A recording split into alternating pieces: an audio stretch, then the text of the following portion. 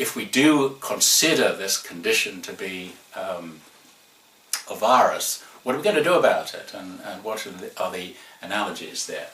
I've written this down in typical doctor writing, so I suspect you won't be able to read any of that. What happens when I see anybody that comes in with a virus, a cold virus or a tummy bug or whatever? I listen to the symptoms. And in the case of the psychopath, I'm much more likely to see the victim of this virus rather than the perpetrator of this virus.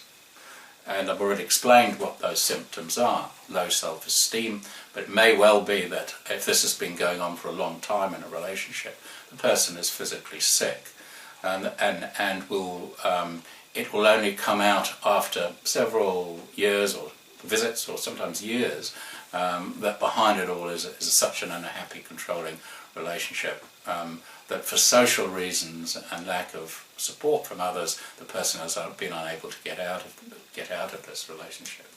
Similarly, I may see several people from the same organisation come with symptoms, and symptoms of depression, anxiety, occupational overuse, so they've tried to hide their worry and their concern in overwork.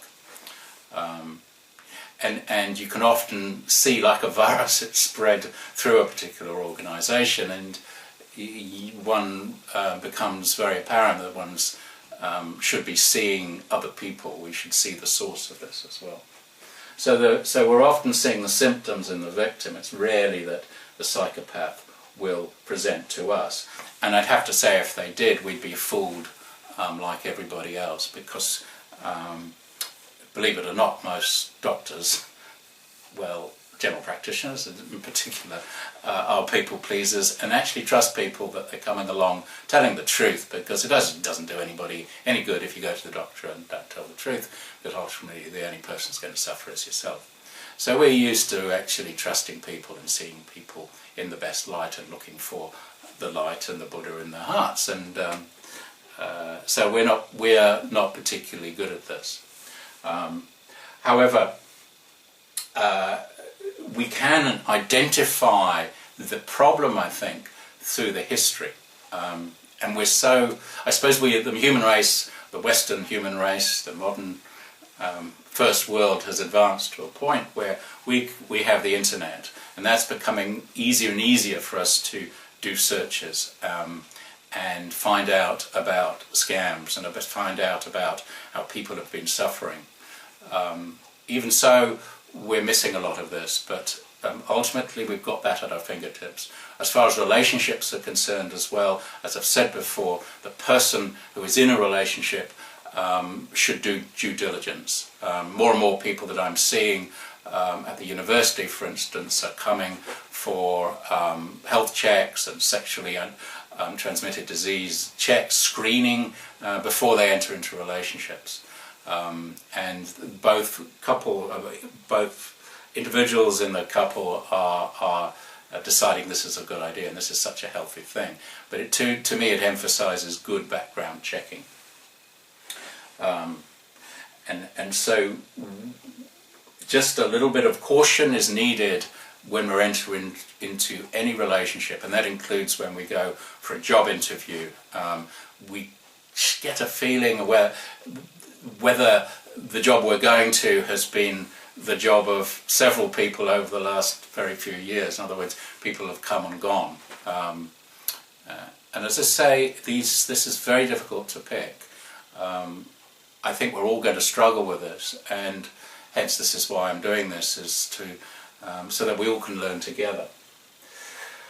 Once we have identified a psychopath, and I'll just repeat what the psychopath's activities are like, and basically it's by their acts that they're judged, rather than by their facade, because their facade is often smooth, calculating, in some ways horribly pleasant. But the psychopath, of course, isn't pleasant. The psychopath doesn't have compassion and feigns compassion, pretends to have compassion. So that's very difficult to pick. they also are liars, and they're pathological liars, and they believe their own lies.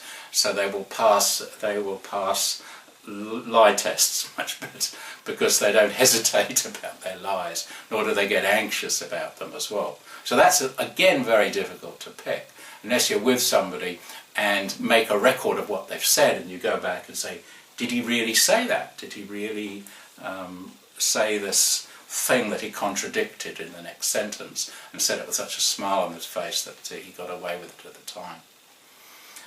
But also remember that the true psychopath, and this differentiates the psychopath from just the common garden narcissist and possibly sociopath, and I believe all these terms are very confusing, and we're only just learning to use them properly. But I would say that the psychopath differentiates themselves by actually getting pleasure, getting their kicks from the suffering of others. So in other words, it doesn't matter how much there's been a history of calamities and carnage around them.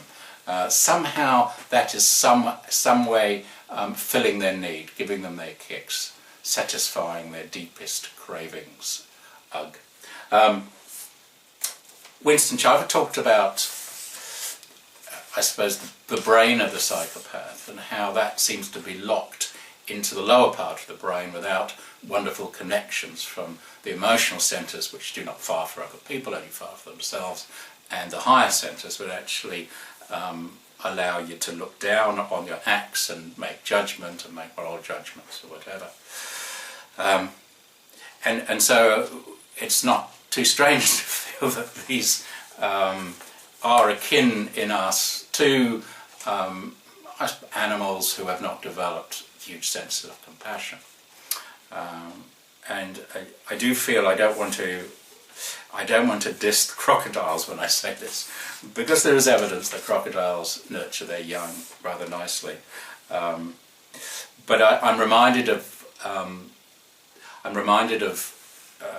Winston Churchill's famous quote about Neville Chamberlain, who of course failed to appease Adolf Hitler with his piece of paper, coming back, landing in Britain with his piece of paper. And of course that didn't in any way prevent war, only gave people a false sense of security. So Winston Churchill was one person who could identify and call out a psychopath in the form of Adolf Hitler. Winston Churchill said, "An appeaser is one who feeds a crocodile, hoping it will eat him last," and that is exactly what will happen if you start appeasing these people. So ultimately the smart person, if they're in a work situation where their manager, their boss, or even a fellow worker is making their life absolutely miserable and those people won't go, is they have to get out, and then the smart person will get out. There will be those who will want to stay, and if they stay, they are at risk of becoming, I'd say, a secondary psychopath, but not to the same extent. In other words, they'd be more the person who is staying there for their own narcissistic reasons. The problem with that is that if they have any conscience at all, they will get sick. They will revert to drink or drugs, and there'll be an inner conflict within them, which will mean that eventually they will get very sick indeed. However, they may or may not go, and that's not the concern of the other people who do go. It's terribly difficult once you identify this in a very close relationship, obviously, is to extract oneself, because even if you extract yourself, that person may well be so vindictive, well, they will be so vindictive, especially if it's a psychopath, and still want to win at all costs, and that winning is the sort of destruction of the person's spirit. I believe we can do it, though. I believe we can do it by getting together, by being informed. I don't think you should leave it to the so-called experts, because that hasn't worked. We need to become the experts. We need to become the doctors, and we need to advise each other and stick together. Thank you very much.